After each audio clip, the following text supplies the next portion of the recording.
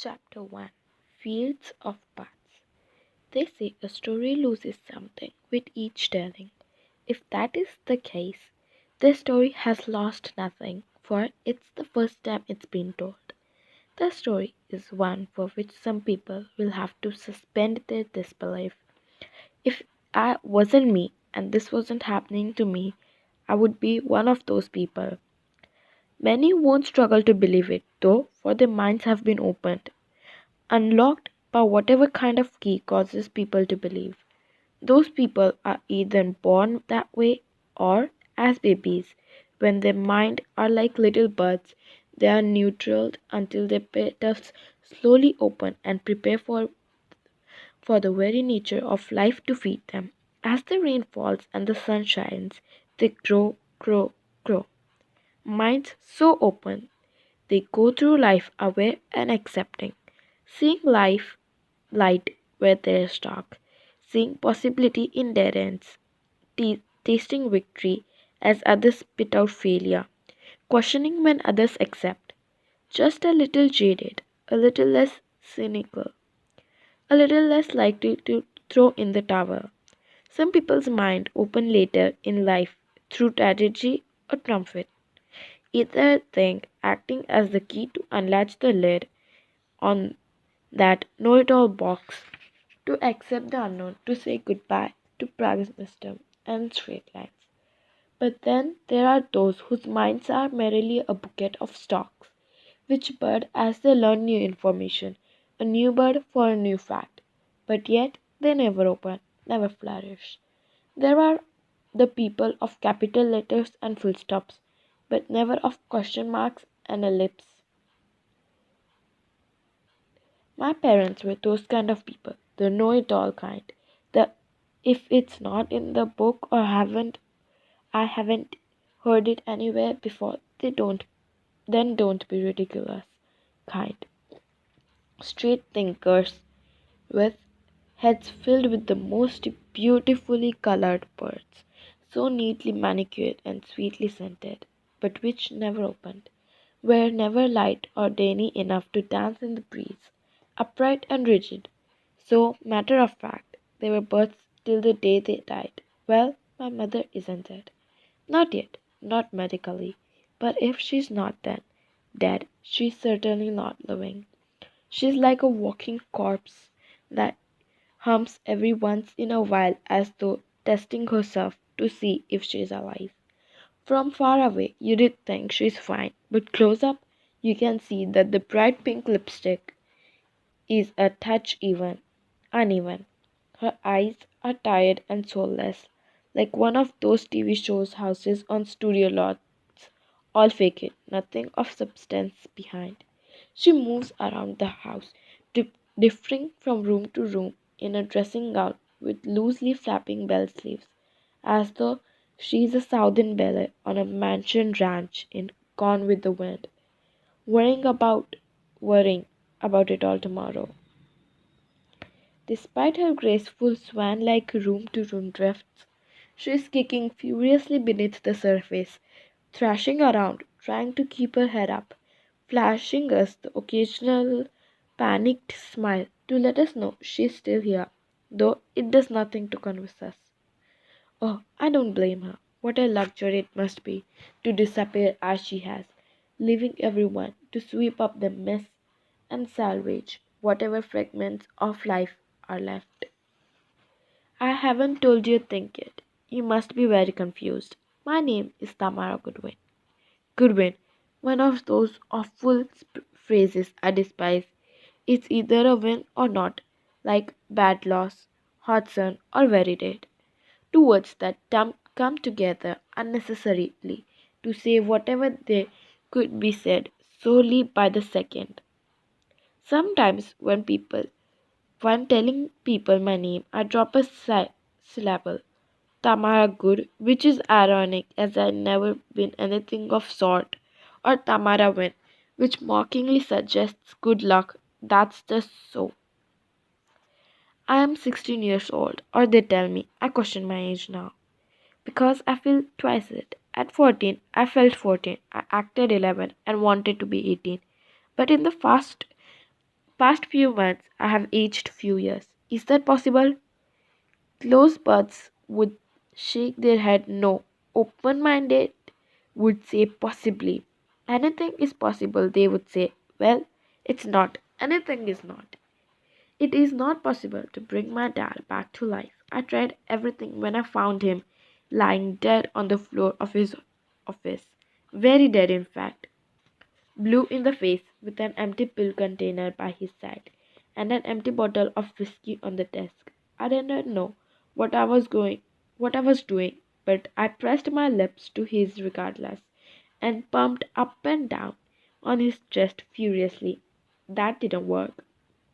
Nor did it work when my brother dived on his coffin at the graveyard during his burial and started howling and clawing at the varnished wood as he was lowered into the ground, which, by the way, was rather patronizing, covered by fake green grass, as though trying to fool us. It wasn't the maggoty soil he was being lowered into for the rest of eternity. Though I admire Mum for trying, her breakdown at the grave didn't bring him back. Nor did the endless stories about my dad that were shared at the afterwards during the Who Knows Georgia Best storytelling competition, where friends and family had either fingers on the buzzers, ready to jump up in with. You think that's funny? Wait till you hear this.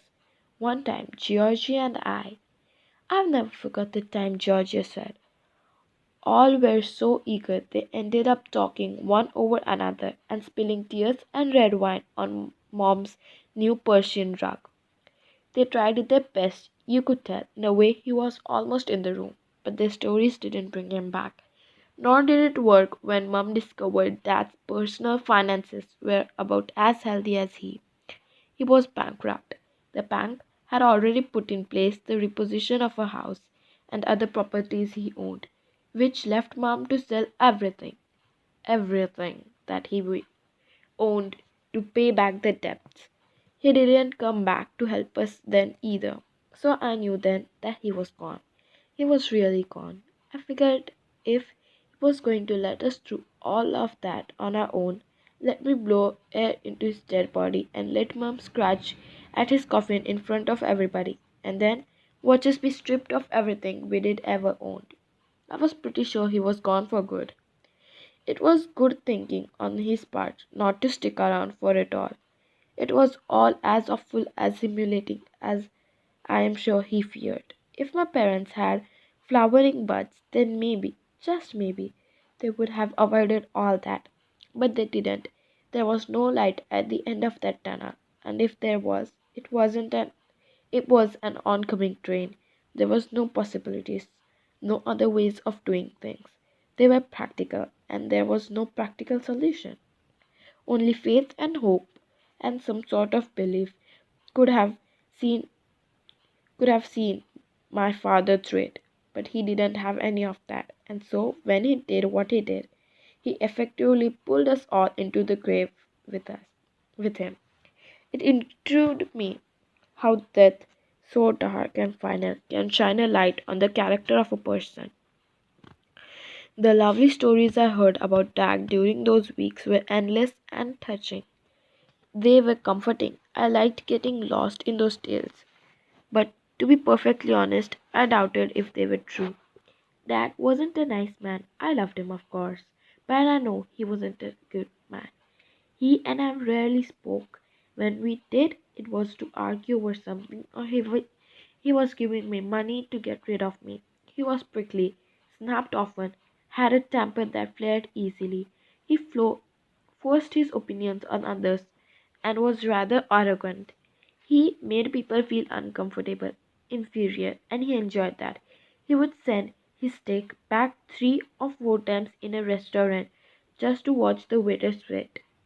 He would order the most expensive bottle of wine and then claim it was corked just to another restaurateur.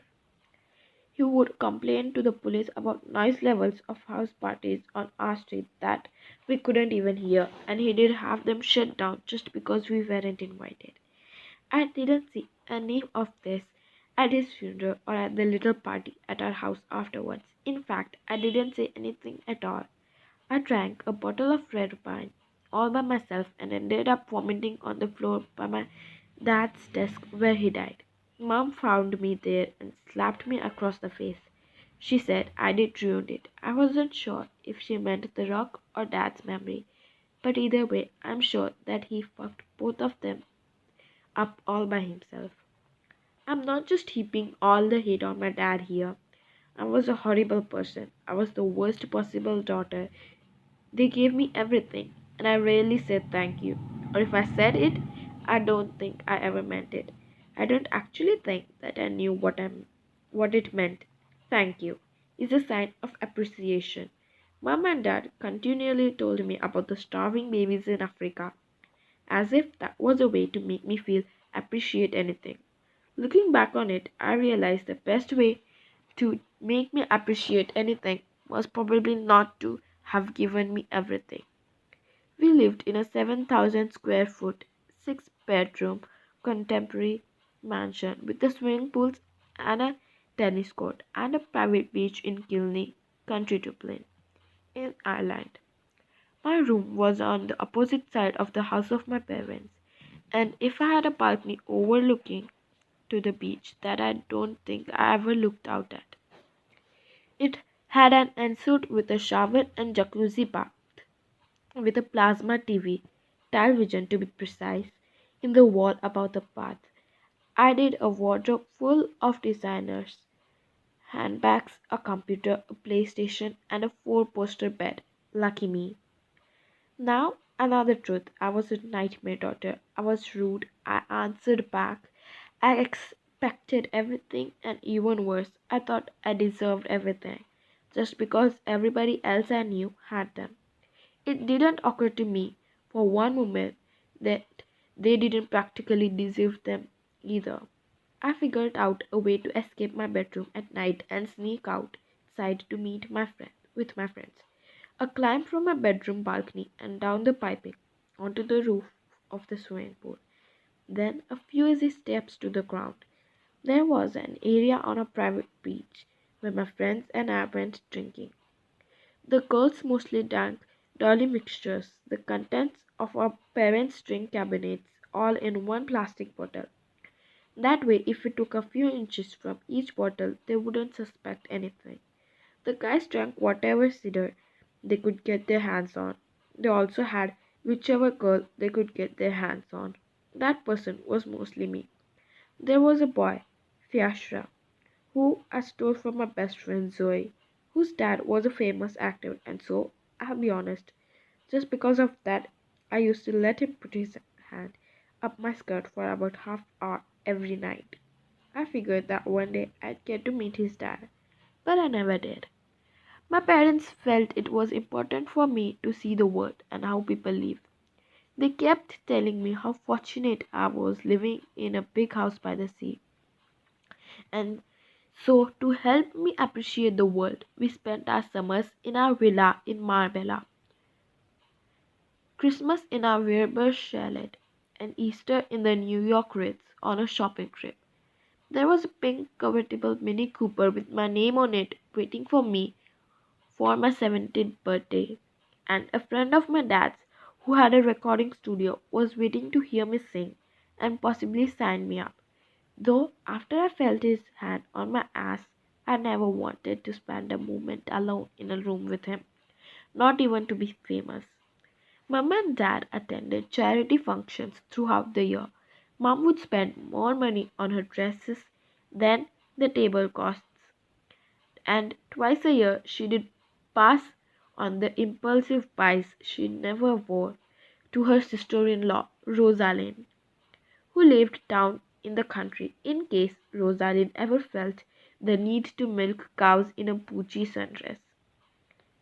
I know now that we are out of the world we once lived in, that we weren't very nice people. I think somewhere beneath the non responsive surface of my mother that she knows it too. We weren't evil people. We were just weren't nice. We didn't offer anything to anybody in the world, but we took an awful lot. But we didn't deserve this. Before, I did never think of tomorrow. I lived in now. I wanted this now. I wanted that now. The last time I saw my father, I shouted at him and told him I hated him, and then I slammed the door in his face. I never took a step back or a step outside of my little world to think about what on earth I was doing or saying and how it was hurting anybody else. I was doing or I told Dad I never wanted to see him again, and I never did. I never thought about the next day or about the possibility that they would be my final words to him, and that would be my final moment with him. There's a lot to have a deal with. I have a lot to forgive myself for. It's taking time. But now, because of Dad's death, and because of the thing I have yet to share with you, I have no choice but to think of tomorrow and all the people that tomorrow affects. Now, I'm glad when I wake up in the morning that there is one. I lost my dad, he lost his tomorrows, and I lost all my tomorrows with him. You could say that now. I appreciate them when they come. Now I want to make them the best they can possibly be.